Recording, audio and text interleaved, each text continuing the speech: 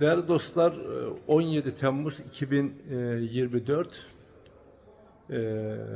Rusya'nın İrkutsk Oblastı, İrkutsk Müzesi'ndeyim, arkeoloji müzesinde. Yani tam Baykal Gölü'nün kenarı.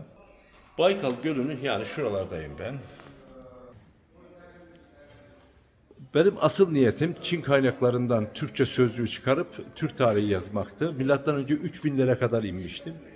Konuyu arkeolojik açıdan delillendirmek ve sağlamlaştırmak açısından Rusya'daki bu Baykal Gölü çevresindeki hemen bütün arkeolojik bölgeyi gezdim.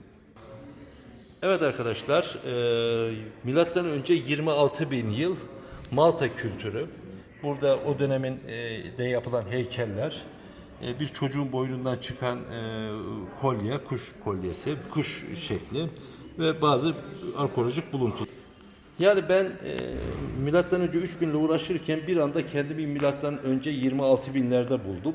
Burası Kütoy kültürüyle ilgili unsurlar. Kütoy kültürü daha önce Okladnikov tarafından milattan önce 1500'lere tarihlenmişken karbon testiyle beraber bu kültür milattan önce 9000'lere yani 11 bin yıl öncesine kadar gitti.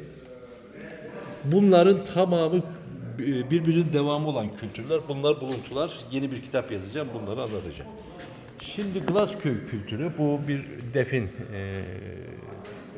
şekli ya da bu orijinal bir definmiş. Asıl Isakova kültürü önemli buradan. Isakova kültürü de milattan önce 3000'lerde.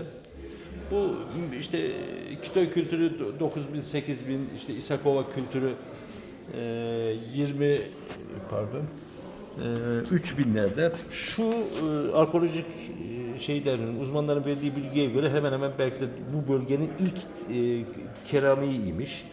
Bunların her birinin yaşı 5-6 bin yıllık var. Bunların hepsini tane tane envanterledim.